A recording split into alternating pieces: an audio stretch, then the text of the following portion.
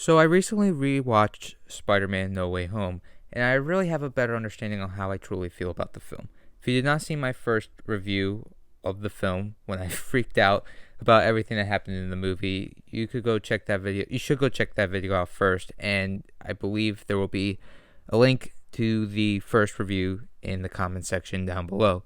Spoilers will be ahead, and with that, all out of the way. With me, and you'll be in a world of pure imagination. Take a look and you'll see into your imagination. I want to start out by saying this film was a great movie experience seeing it for the first time. The audience in the theater really made the movie much better. The second time I watched No Way Home, the crowd was much more quiet, so I actually could hear the film this time, like most of the scenes, and I think I have a better understanding on how I truly feel about everything that went on in the film. So I think the number one thing I noticed after rewatching the film for the second time in theaters, I noticed the things I did not like about the film, I disliked even more. And the things I loved about the film, I truly loved them even more. So it's kind of a weird situation on how I feel about the film. So I'll start off with this. I'm going to start off with the things I disliked. And the things I really noticed and really thought about, the major thing I disliked were the plot holes that are in this film. I really noticed them big time this time around. And it's kind of hard to ignore for me because I really thought about some things just don't make sense. Like, for some examples, how does Otto Octavius know that Norman is the Green Goblin when that was never mentioned in the Raimi movies? No one knew who the Green Goblin was except for Spider-Man. So how did Otto Octavius know Norman was the Green Goblin? I wish they explained that. That was kind of weird. And then also, how does Electro know who Spider-Man is when he never knew his identity in the original Amazing Spider-Man movies? The whole spell revolved around everyone knowing who Peter Parker was going into the main MCU universe. So when did Electro knew who Spider-Man was? That was kind of strange and didn't really make much sense. Also, where did the villains go at the end of the movie? I was thinking, oh, yeah, Spider-Man saved the day, yay, but where the hell did they go?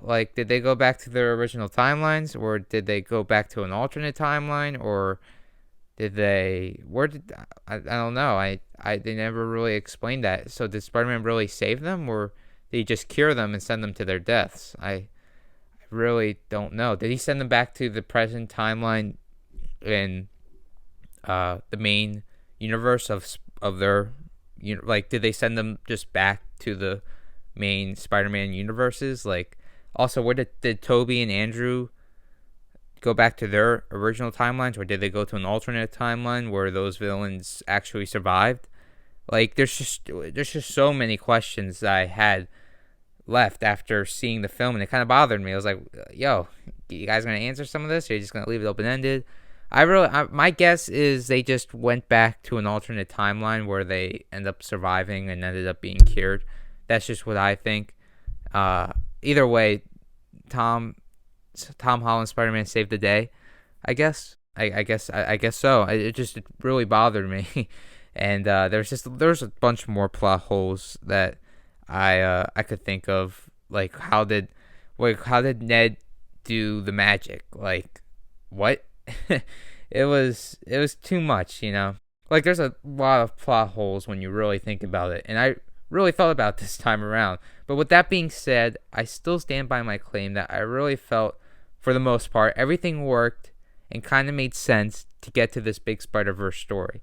I feel like they really tried their best to make everything work, and I do feel they were lazy in the writing department a couple times, especially when it came to the whole reason for why the villains came to the multiverse. I felt like they could have came up with something better than just Doctor Strange doing a spell, a spell that was supposed to wipe everyone's minds, and that spell somehow got the multiverse started. That was just crazy. I didn't like that.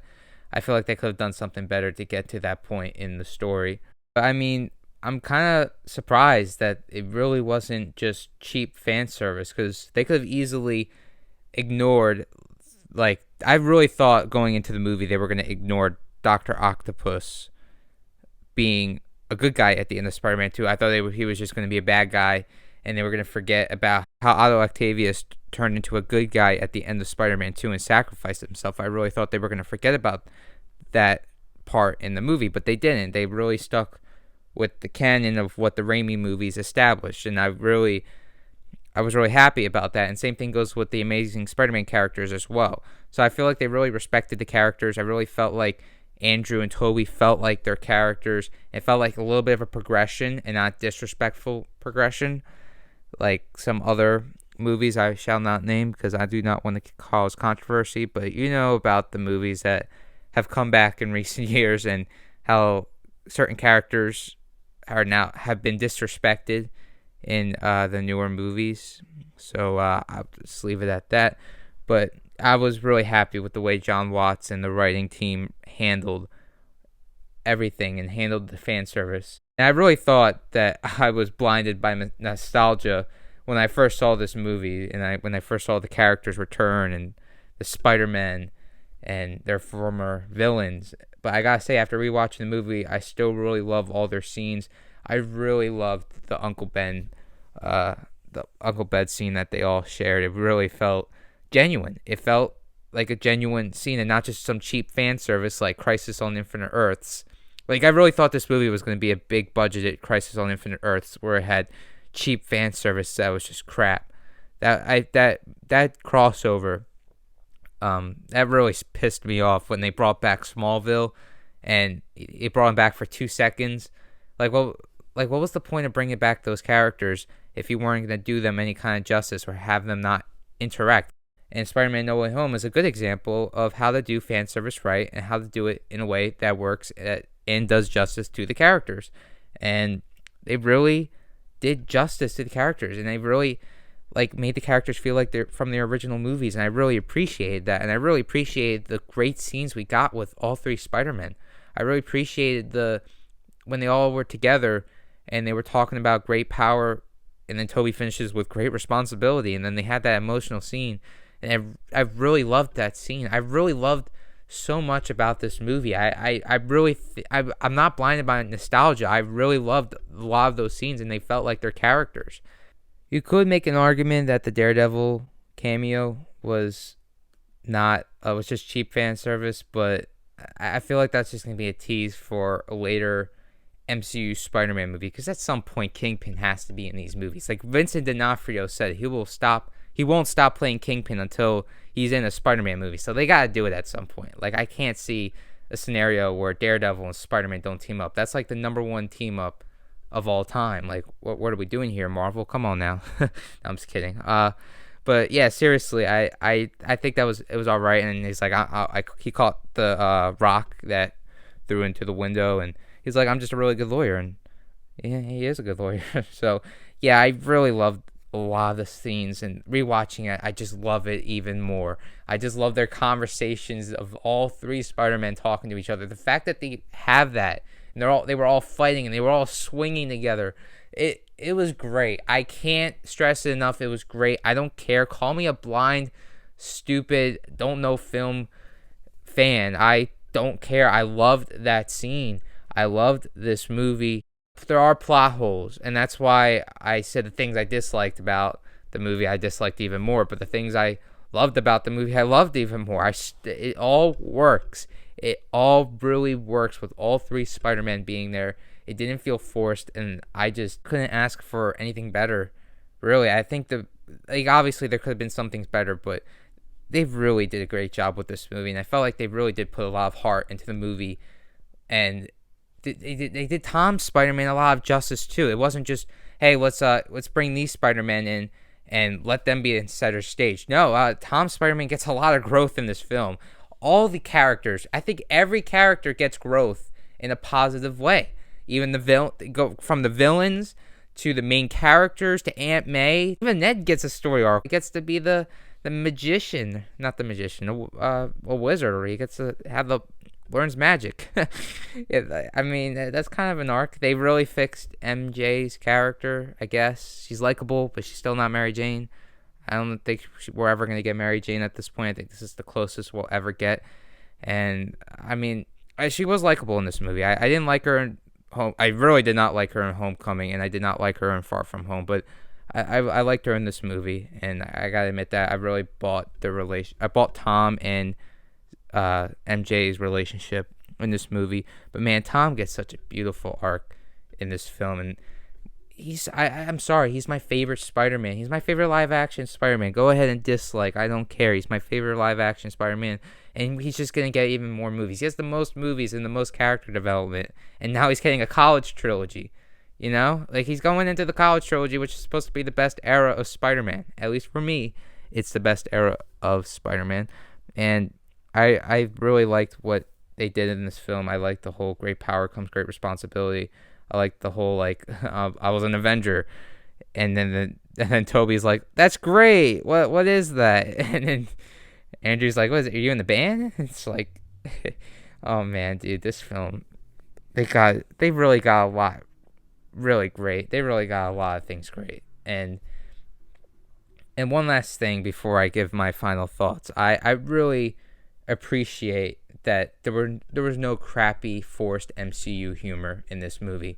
There was a little bit at times, especially in the beginning of the film, but it was mostly real Spider-Man humor instead of the forced obnoxious MCU humor that I'm so sick and tired of. Like, I'm really sick and tired of that crap. Also, I feel like the visuals in this film were very good. It didn't look like an MCU film at a lot of times. It didn't feel like an MCU film. I'm going to be honest. I felt like I watched a Spider-Man film, I guess the way to put it. There were some great visuals. There were some great scenes, really intense close-ups, and the music just gets like, the music in this film is great. The score, I really liked the score in this film.